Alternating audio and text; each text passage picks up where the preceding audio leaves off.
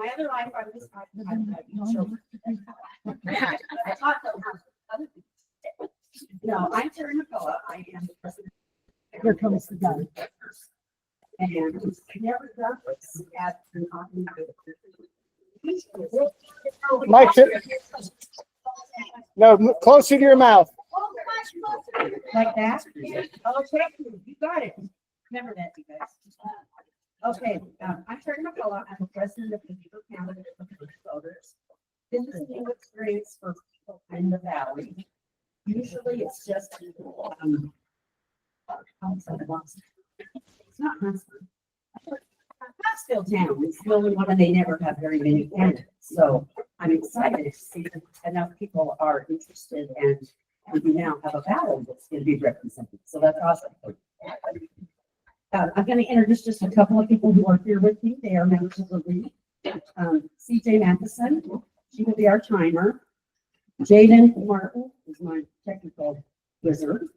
Carol St. John, wherever you are. Carol St. John. She's like, back here. There she is. Yes, she's a member of the league. Denise Green. Where are you, Denise? Member of the league. And so is Lisa Samantha. I couldn't say that right. She's a member. And Shelly Gilbert. Those people here coming here because they're helping you out every day.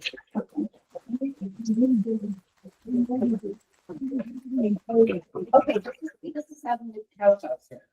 We are non-partisan and we're non-profit as well. We do not vote for any candidate or any issue that we have not studied. We never do a candidate, we will do an issue if we study it.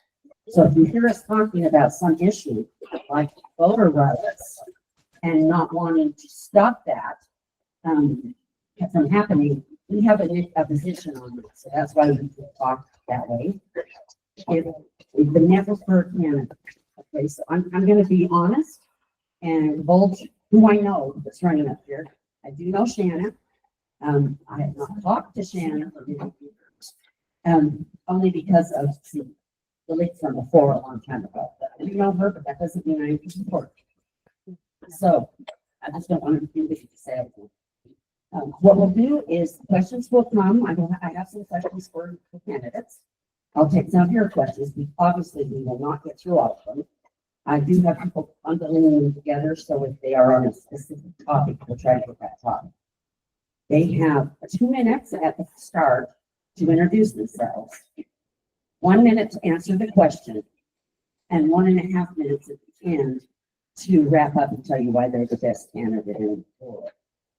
And we tolerate no throwing of things or bad words or anything like that.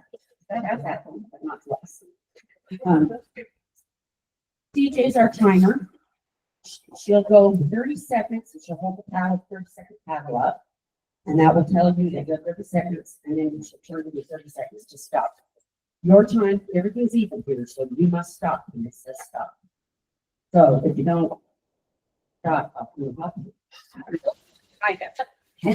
Anyway, if there's a table in the middle too, if you have any want any information about the league, I'm going to tell you about a vote 411. I don't know if it's here. I did tell the candidates, and it will be up, should be up, candidates to answer the questions by Monday. We had to put this valley in there. There were no maps that were right. It's terrible. It is Vote 411 is a program where you go vote411.org. Put in your address, pulls up the candidates that are running in your particular area, and there will be some questions if they answer. If they don't answer, I never vote for them. I know you can't answer a question. Why would I vote for them? So I will let them know when it's been published so they can get in and get going. Okay, all right, let's get started. One last thing I say is this is nonpartisan, and so look at the candidate, not the party. Who is going to benefit you? That's what you're looking for. Okay, we'll go ahead and start with Shannon. 2 minutes, and she's going to tell you all about herself. Are you out there? No.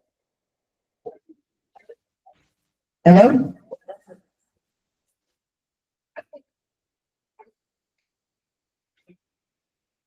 If you enter public service for the right reason, you'll never make a lot of money, but there's something unique about being able to help someone better their life. Ultimately, the responsibility for the Valley's continued success will fall squarely on the shoulders of the mayor. The buck literally stops on the mayor's desk. All issues and challenges end up there. For this reason, experience matters.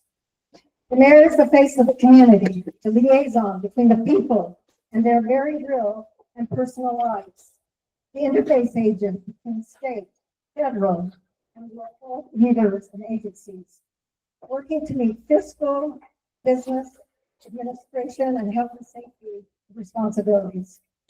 Rising each morning, Valley residents begin their daily relationship with local government. We all have expectations. Functional infrastructure, adequate water, affordable taxes, and a safe and healthy environment. Mayoral leadership is about bringing people together under shared values to meet common goals. It's about effective communication, transparency, and public involvement. Being a mayor is about trust and commitment, working hard to create community successes, and building effective relationships with networks, and having the know-how to access resources to get the job done. Experience does matter. I have this experience gained during the last 30 years, working and building local, state, and federal relations through work and civic engagement, learning the ins and outs of accessing resources to solve community challenges and reach community goals. I have years of education experience, dual master's degrees in public administration and land use planning with a legal studies emphasis. While completing studies for dual PhDs, I also enrolled in law classes at the S.J. Kennedy Law School, University of Utah. It's a privilege to use my education and in the trenches experience. Thank you for your support.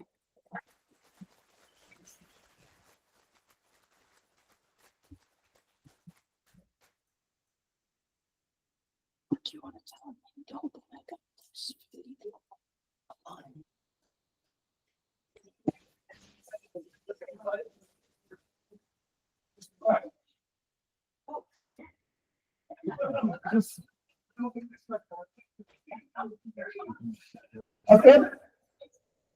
Our family moved here in 2010, coming from a rural part of New York State.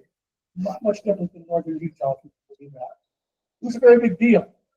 And many people in this valley know Janice, mother of our children, Matt and Lauren. She's been my friend for 35 years, 27 of those as husband and wife.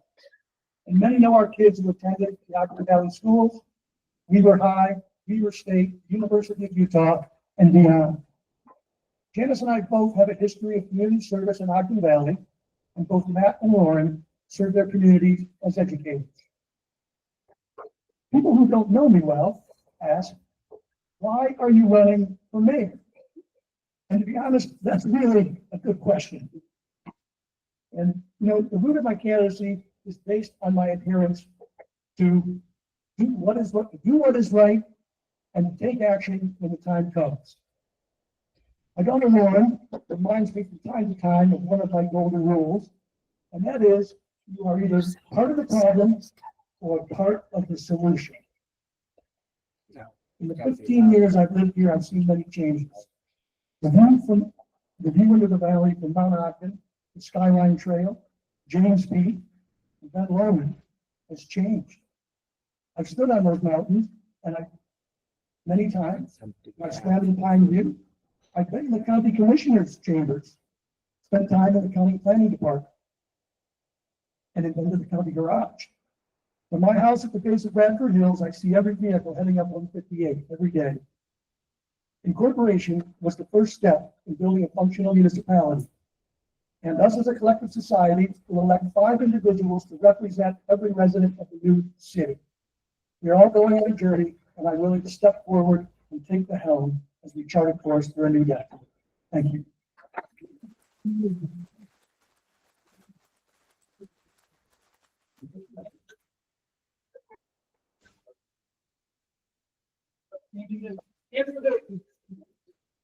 Started note, we've got about almost 50 people online trying to listen to this, so if you speak up and get into the mic, they'll be able to hear you. If you don't, they won't. So.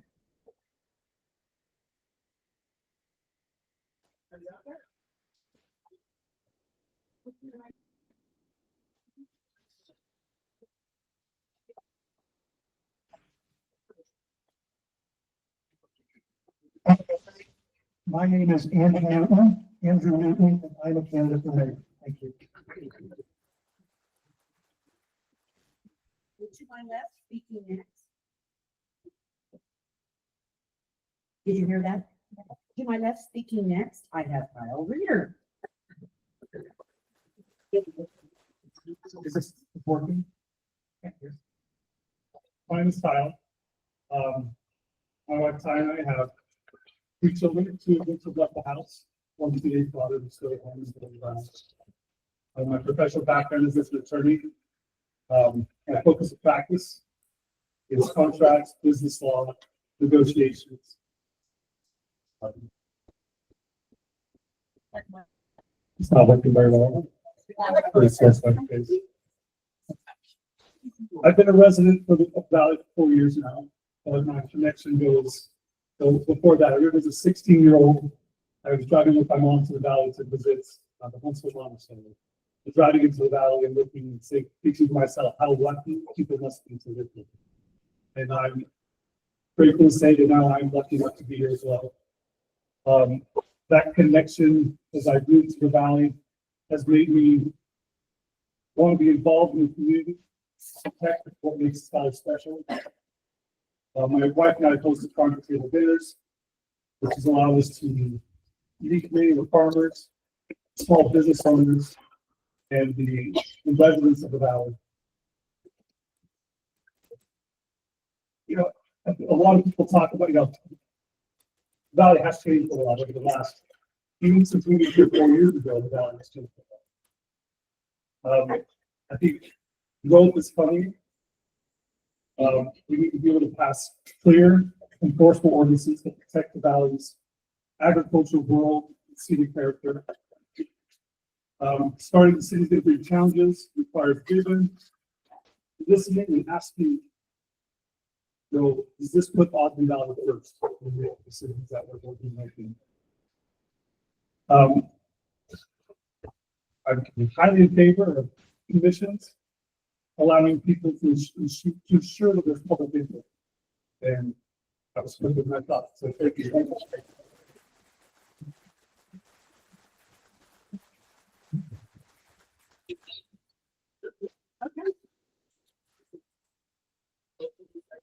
Right, here we go. Hello, everybody. I'm Janet Wampler, and I'm running for mayor because I care deeply about this community, and I have the time, energy, and experience to lead the new city into a strong and united future. For over a decade, I've served Ogden Valley. I've led community initiatives, served on local boards, taught at our schools, and organized vital programs like the local Red Cross blood drive program. My background is in marketing and strategic planning, where I built national campaigns and negotiated high-level partnerships. I chose to step away from that successful career to raise my family here and to serve this community full-time. 4 years ago, I was appointed to the Ogden Valley Planning Commission, where I currently serve as the chairman. In this role, I lead public hearings, work with municipal departments, guide commission deliberations, and deliver informed recommendations to the legislative body. That chairman role mirrors many of the responsibilities of a mayor, and in it, I have a proven track record of integrity and transparency. That reputation of fairness and consistency, coupled with my years of expertise, is what led to my appointment as the team leader for planning and land use on the transition team. As we review and rewrite our land use code, my top priority is to ensure that the future of our city reflects the will of the people, protecting the rural and agricultural character of Ogden Valley while preparing us for thoughtful, well-managed growth.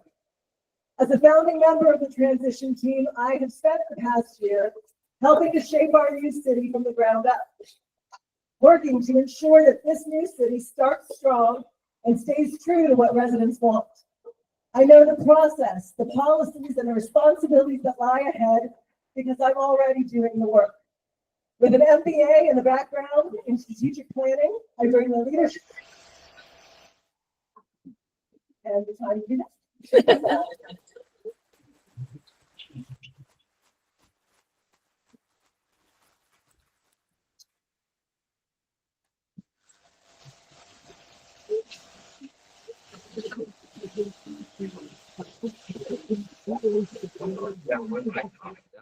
Okay, the monsters are here now. It works. Yay! No. Okay, a lot of questions are on the same topic, so you're gonna get a summary of the same topic, so I don't have to ask every single question. How do you see the new city government address conflicts of interest, specifically regarding holding office, development, and growth? Read it again. How do you see the new city government address conflicts of interest, specifically regarding holding office, development, business, and growth? We started last time, so we'll start with Andy.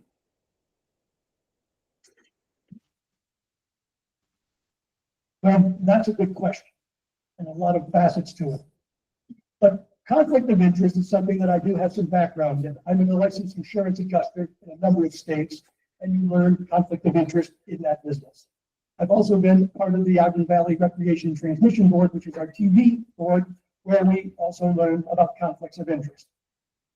I have some background. So in the realm of the municipality, certainly that's an issue. So what you generally do with a conflict of interest is look at the topic that is at hand, and you ask the members who are going to make a decision, do you have any financial holdings or any other reason to be, not be involved with this conversation?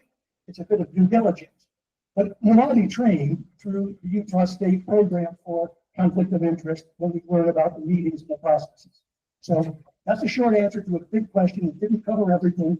Conflict of interest is a big thing, and I have zero. I have no property holdings. I have nothing to do with development.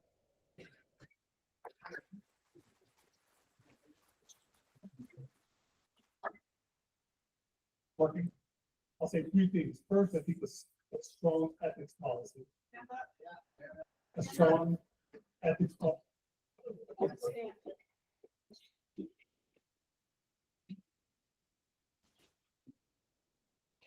Is one is a strong ethics policy drafted into the ordinance, or we've been proponents of a charter. Two, with the ethics policy having the ability to remove government officials if they breach that ethics policy. Those are the two things I think are helpful.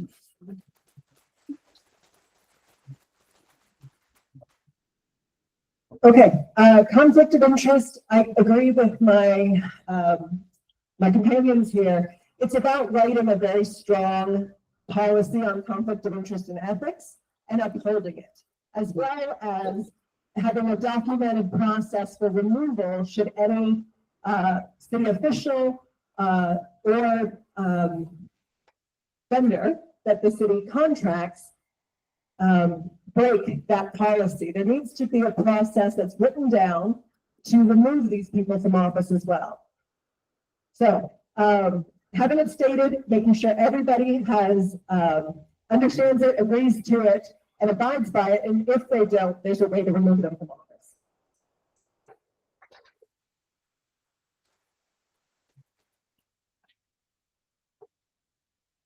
Okay, right off the bat, incorporated into the city. Day one, we need to have a strong conflict of interest policy and procedures. And Beaver County, for instance, does have that, but when trying to enforce it is the issue.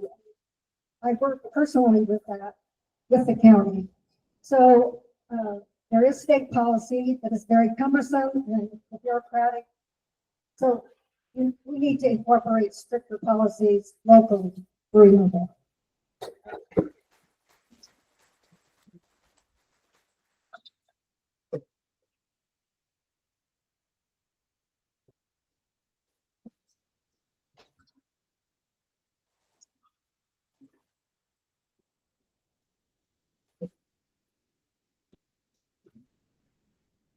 Okay, we're gonna play with one mic, but sorry. Okay, let's hold the applause as well, just because that takes up time for them. Okay, another question. We'll start here with Kyle. What do you foresee your role as mayor of Ogden Valley to be?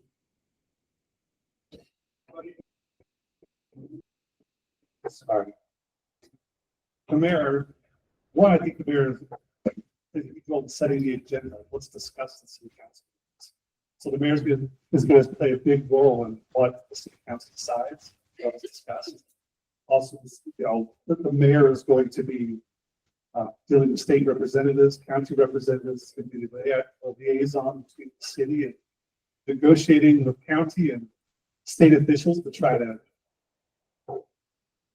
put Ogden Valley first, right? Make decisions that will, or get agreements from the county and the city, or county and state, that will allow Ogden Valley to thrive.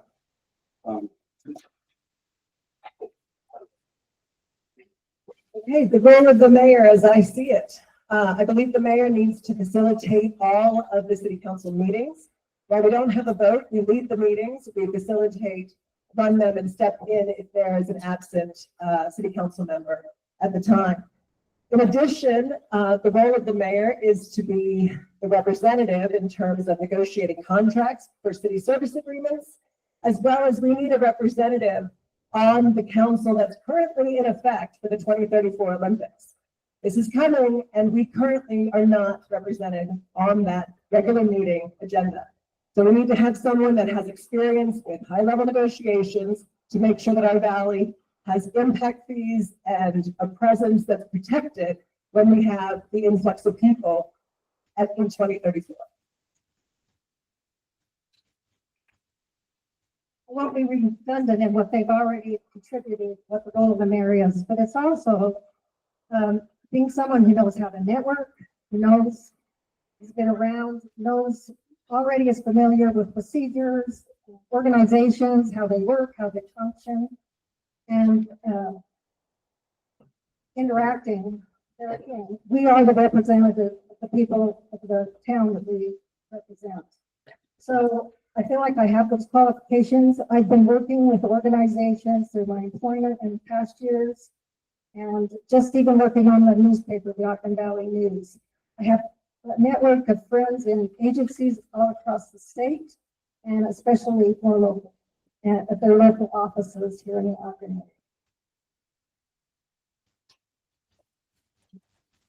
area. My platform that they both explained as being a manager. And I've had two businesses, one formed in 1988, the other one in 2012, both still exist.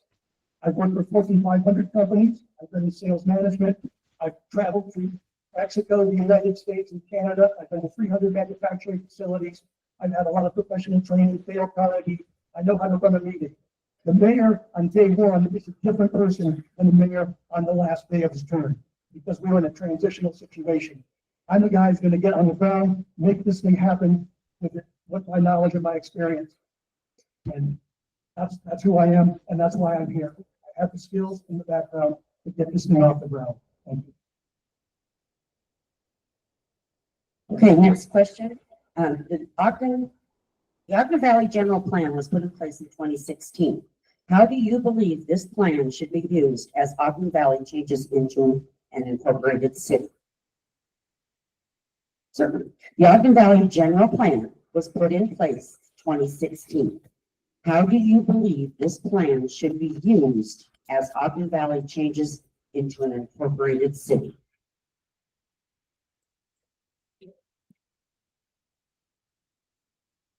Okay, so I'm a big supporter of the Ogden Valley General Plan. I was here and participated in the meetings as it was being established.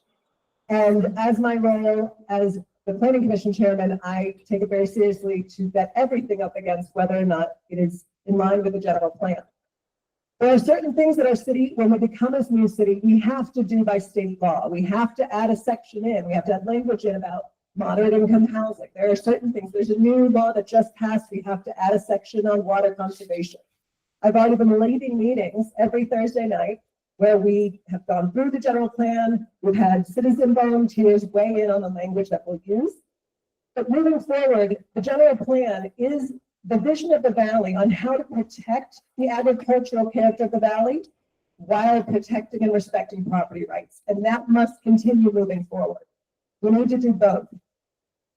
So that's how we're going to do it.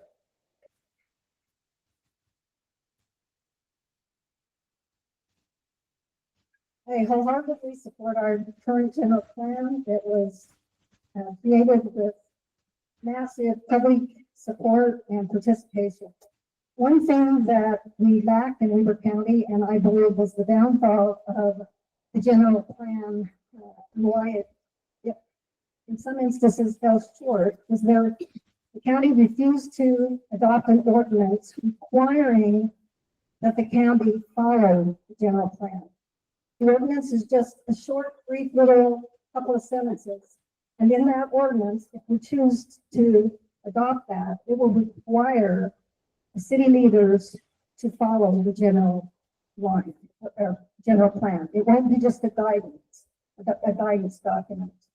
So that's what I would, first thing off the bat, I would work with the city council, asking them to adopt an ordinance to require the new city to follow our general plan.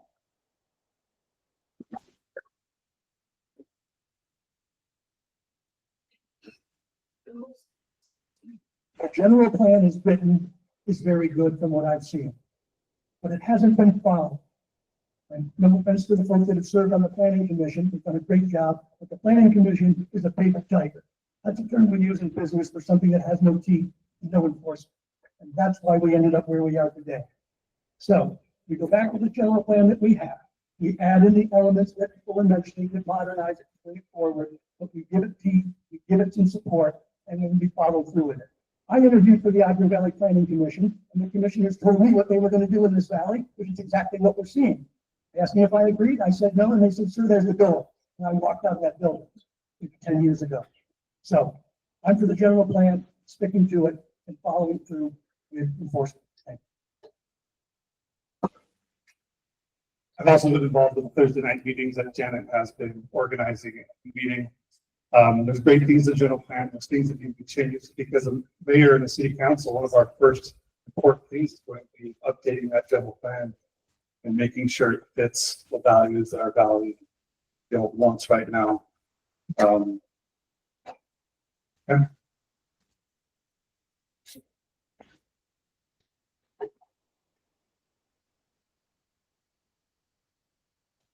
Hey, short-term rentals have been a concern to many residents for a long time now. Explain your position on short-term rentals.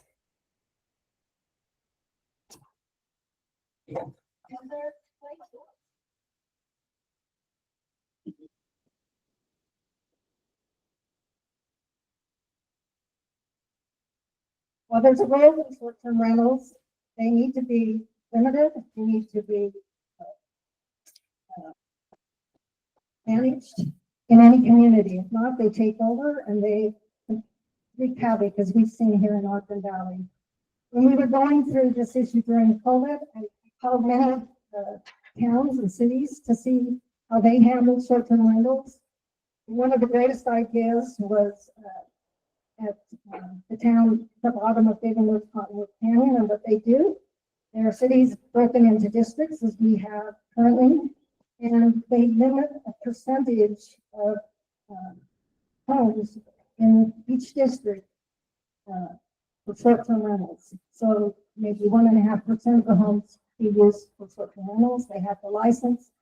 Once they're licensed, if you want to apply for a license, you get on a waiting list and wait your turn. And like, if not, housing prices go up and all the other ills that go with short-term rentals.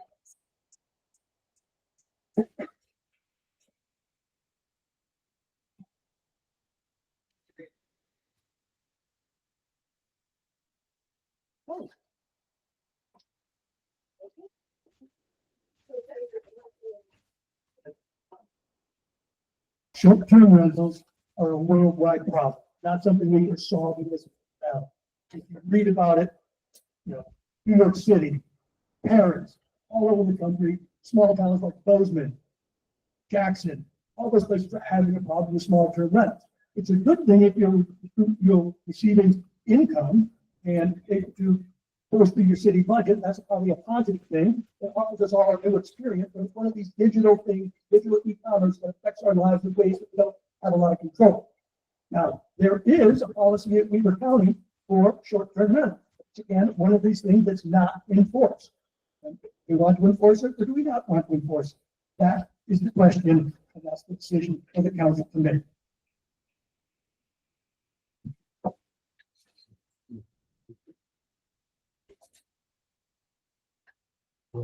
I think it's already off. Looking at the Airbnb issue, I think there's two different, I looked at Airbnbs in two different buckets. You look at the Airbnbs where someone buys a home for the purpose of Airbnb. There's nobody in that neighborhood, long-term residents.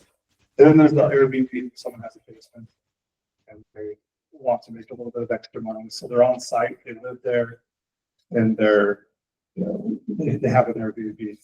I think all Airbnb, I agree. I think they're good, these would be good, solid ordinances surrounding Airbnbs. Requiring a licensure so we can tax them. I think it's an area of revenue that we should look at. And I don't think we should allow Airbnbs whoever wants them, but I think there could be a way that we could, derive some tax from that, being a place that is, has a lot of tourism. But I do think that treat two things separate. Homes that are purchased only for Airbnb, you don't want to make that much. So our valley had a very active citizen group that really came after the county to make sure that they wrote and held a short-term rental ordinance. They spent about 2 years on the process, constantly having that. In the end, the county ended up deciding they're not going to create any new areas for short-term rentals. And that was what was requested by our valley. The little hidden footnote was that they reserved the right to add them into developer agreements, which essentially allowed them to spread them further in the valley.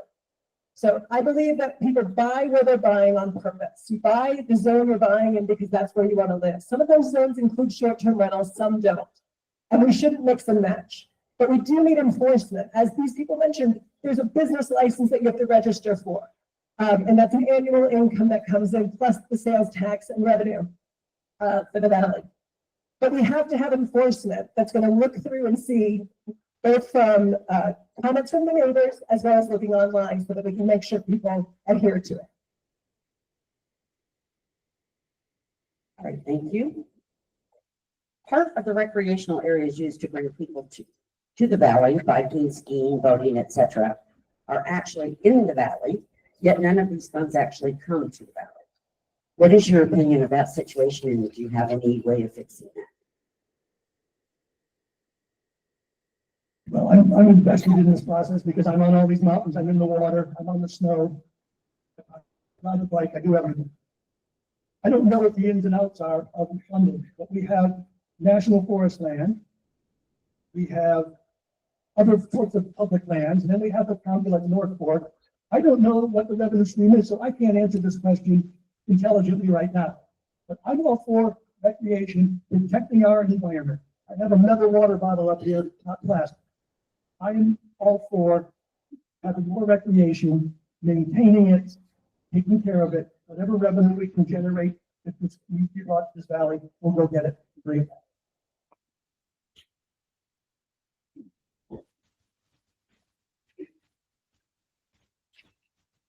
I think there are ways of funding. I'm guessing the question is more about government funding coming from other government resources. And I should probably look into that a little bit more and see how we can take advantage of that funding. As far as getting the ability to make money off of our recreational beauty of this valley, supporting small businesses, making sure that they're thriving so that people have a place to spend their money, I think is an important thing. That's it. So a big part of this valley is the recreational side of it. And we're going to have to address that and find ways to find funding and income regarding that. For example, we are the only avenue for people to access Powder Mountain. but Powder Mountain is outside our new city's boundary. So we will get depreciation of our roads and our assets without the income from what goes on up there. So we're going to have to find, our city council will need to meet and negotiate some ways to get revenue streams in. I believe in impact fees, special event fees. When we have the marathon come through, they need to pay an extra impact fee. They need to come and they have to clean up after themselves. Each event specifically, not just the marathon, but all of that needs to be handled and enforced. Weaver County did have a fee that they charge when we have events, when we host it, such as marathons, triathlons, whatever, all the many events that come through the valley. So now as our own city, we will be able to collect those funds and keep them and not just receive a small portion of them. Also, a lot of recreational communities have voluntary funds that restaurants, hotels collect, that if visitors want to donate a percentage of what they spend at their event or recreating here, I would like a plan for that for open space. And that could be used by the Ogden Valley Land Trust to help purchase more open space for Ogden Valley. That's very popular in a lot of regions, and I'd like to adopt that here also.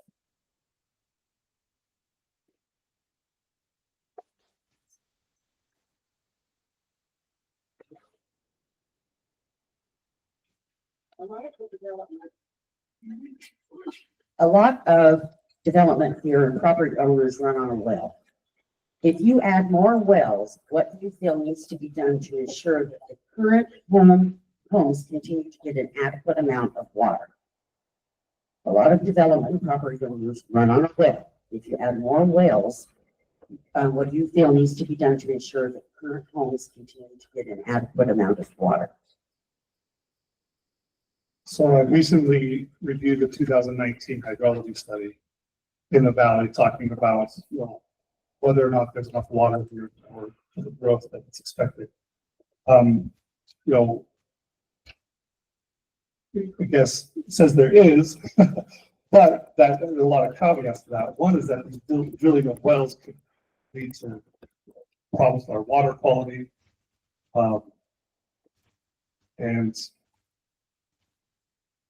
there's a lot of issues in there that I was reading about that brought up a lot of questions on how are we going to do this. One concern I had was the plan or the study talked about the way to get more water into all these wells is to transfer agricultural water to culinary water. Now I think that's a concern we should all have. Like, get rid of our agriculture nature, the more water that's transferred from agriculture to culinary water. So that's going to be an issue to discuss.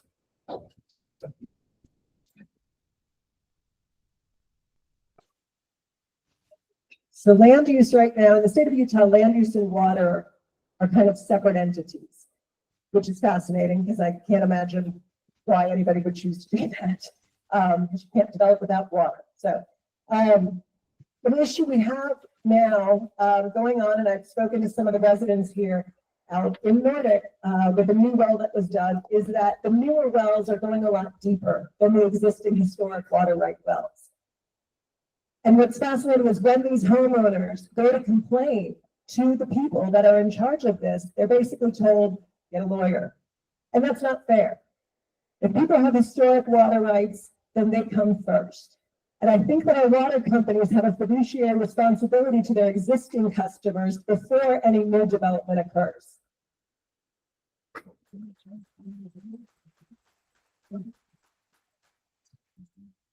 A very interesting question. As you probably all know, water rights are regulated by the state of Utah. They hold water rights. And if anybody wants to dig oil, they have to go to the state of Utah. So the thing is, as a new city, we can do our part. For instance, when Powder Mountain was digging all the wells up on Coffin,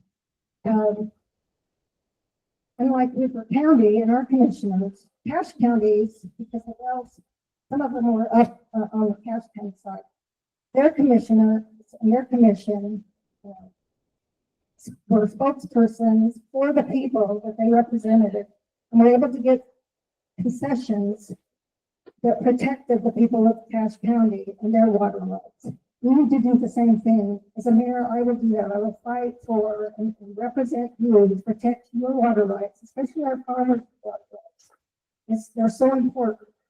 And instead of working against you, I'll work with you and for you.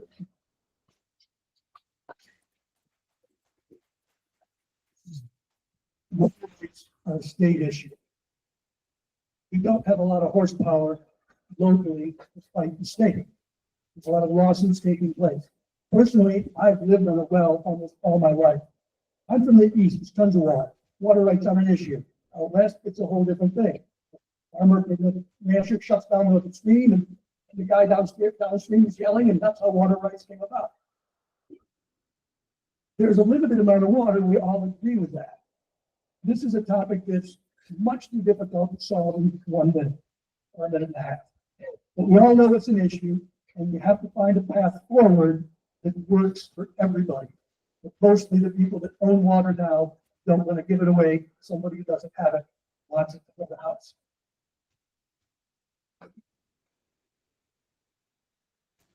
Okay, I'm gonna try to summarize this. A lot of people who are running for office also have an interest in development, or have a tie or a family member or something that is interested in developing. How are you going to make sure that that does not affect any decision made by the city council or the mayor?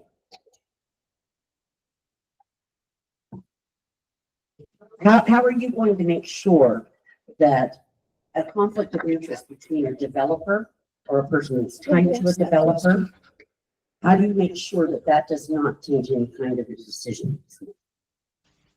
I think this goes back to our first question about ethics and a conflict of interest. I think whether you're sitting on a planning commission, whether a water board, or you're the city council or the mayor, you have a responsibility to declare any personal as well as family members that are involved in any issue that's coming before you at all, whether that's development or something else. And a clearly written statement on what the conflict of interest boundaries are and what the procedure is to process through that. We are allowed to go stricter than the state. We can't go looser, but we can go stricter. And I think that conflict of interest and ethics rules of our new city are paramount.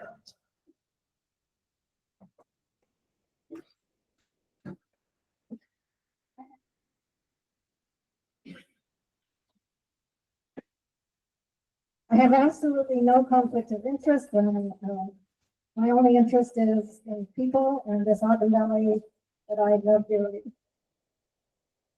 I'm going to go back to the water issue for a minute with my time. Planning and zoning, our city council, and the mayor, we will be instrumental in making sure when a developer wants to come before us, that they have the water before they approve planning and zoning. Don't put the cart before the horse. Just because someone buys an agricultural property, that doesn't mean they have an absolutely right to develop it with high density or commercial development. If there's no water, why are we developing? Water is everything. If you don't have water, you don't have anything. And it needs to be prime importance to Ogden Valley and those who are helping guide this new city. Thank you.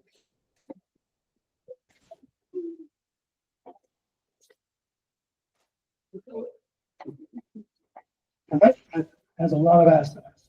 It has excavators, it has lumber, it has investors, it has the county planning department, it has real estate people. Okay, it's a wide ranging of people. So conflict of interest. And I'm just going to pull this out of my hat. I'm going to be straightforward. John, any conflict of interest? Any acceptance from advertising from excavators and people? Probably. Okay. How strict is conflict of interest? Anyone have any family members or people involved? So those are the questions that you would ask the people in the room. That's the hard line question. It's not easy, but those are the questions you ask. And sometimes you got to look a little deeper, but that's how you do it.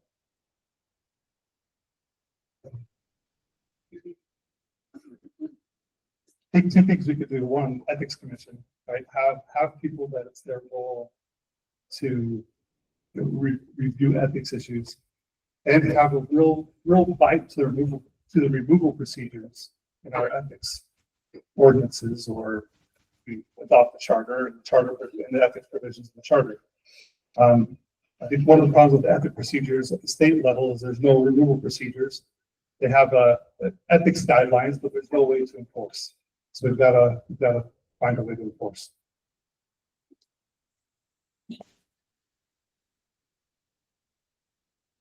Okay, in 2024, the amount of growth in the Ogden Valley fell significantly short of the projected growth that was needed in the incorporation feasibility study for our new city to fund itself. So the growth was lower than they expected. If we do not have adequate growth to cover our expenses, how do you propose we make up the shortfall?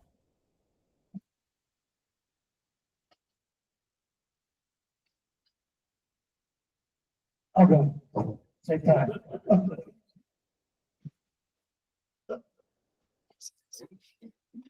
Growth is not the only way that you fund the city or county. So when I grew up here, we didn't grow. I think we shrunk, actually. And you know what? We didn't have any issues or problems. Our taxes didn't keep going up either. What the heck? Sometimes, well, it's proven that residential growth, we learned this in urban planning, residential growth costs a community. It doesn't give you more, you think you'd have more taxes, but actually, because of the services that are required to take care of residential development, it costs money. So it's a drain. So I'm not worried that we have, in the review of feasibility studies, there's numerous ways to obtain revenue for our city.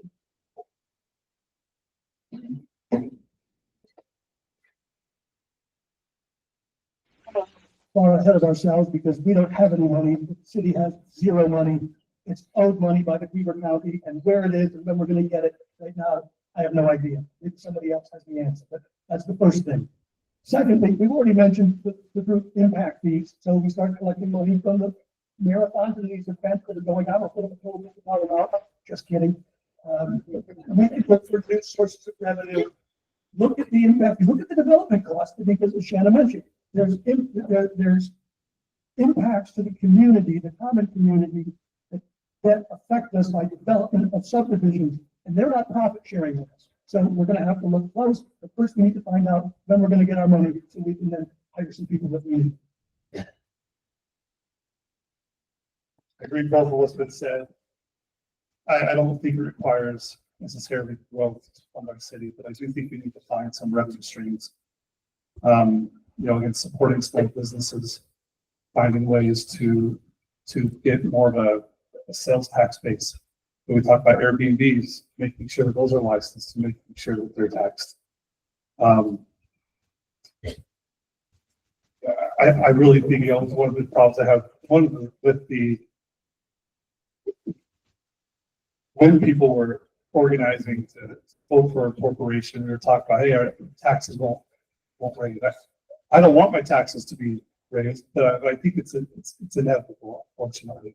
I think the best thing we can do as a mayor and city councils make sure that that's reasonable, make sure that it's necessary, and make sure that we're clear on why that's happening and what it's going to. I think the main reason so many people voted for a corporation was that they were unhappy with the land use decisions being made. People weren't voting to incorporate because we wanted some new capital improvement, or we wanted stellar A1 police force being, marched around our valley. Pretty much they wanted the status quo, but they wanted the general plan followed and local representatives making those decisions on behalf of the valley. So there aren't reasons to increase our costs from what we currently have. The standard of the police force, the garbage pickup, all of that should stay the same. Other than that, we have a section of the transition team that has been researching revenue streams to make sure that we can start this valley strong. We do start without any money. Property taxes are picked up in arrears. but there are avenues to be able to get up and running successfully, and move forward.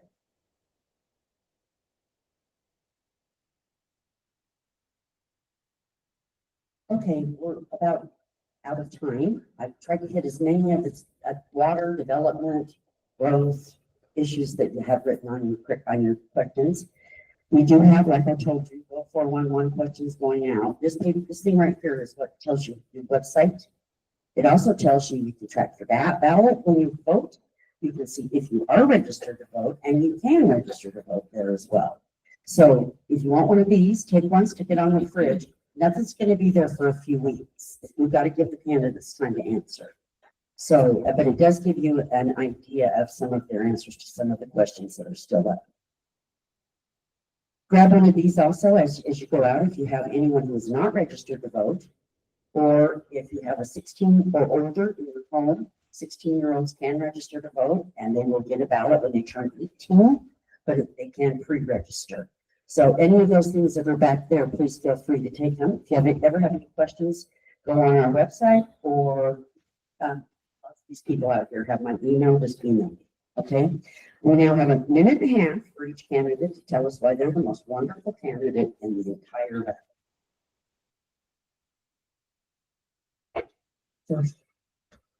First off, I'd like to thank everyone for coming tonight.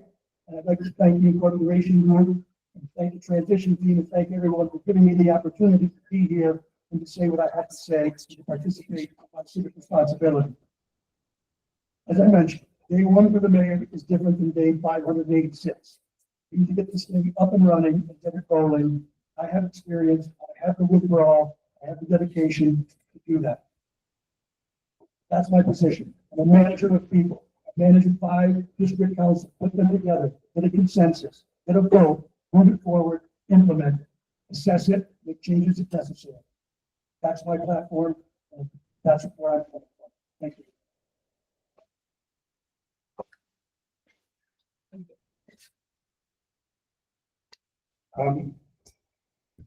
As an attorney, I've spent my career solving problems, negotiating solutions, and standing up for what is right. What's right in our situation is do our decisions put Ogden Valley first? And I really am committed to that.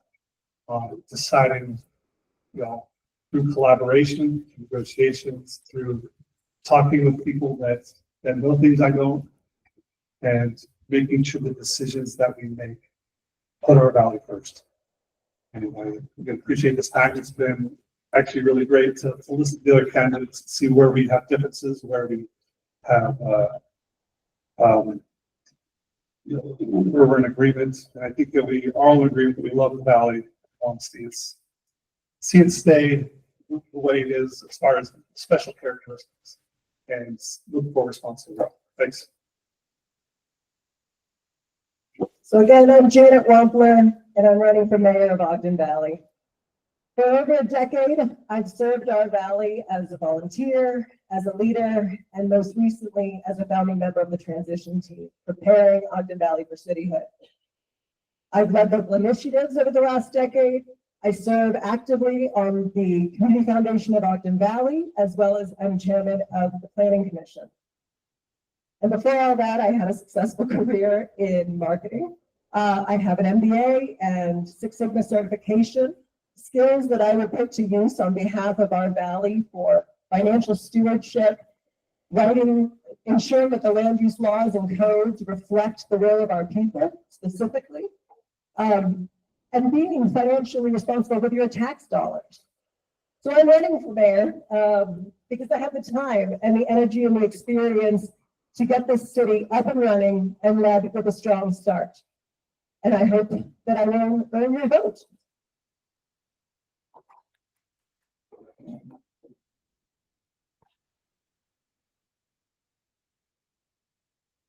I've been serving and volunteering on behalf of the valley for over 30 years, including actively engaging in attending community meetings, county meetings, state meetings, reaching out to agencies and elected officials, serving on boards, committees, providing feedback on important decisions for the benefit of this place that we all have.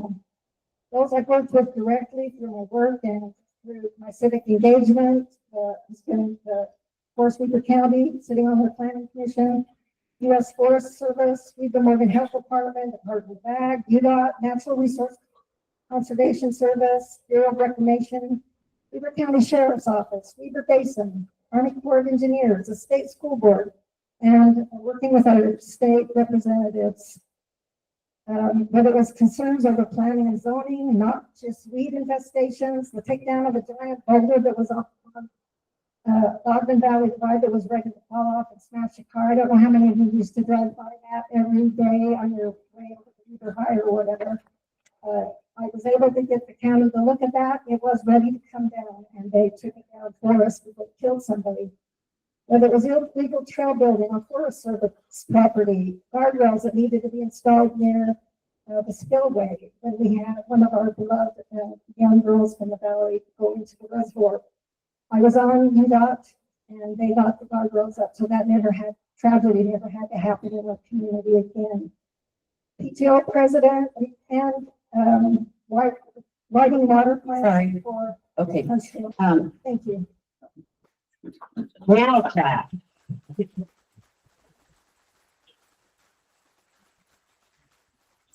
I want to thank you all for coming as well and showing civic interest. You know, it isn't easy to put your life in front of everybody, so they really do deserve your respect. Wow.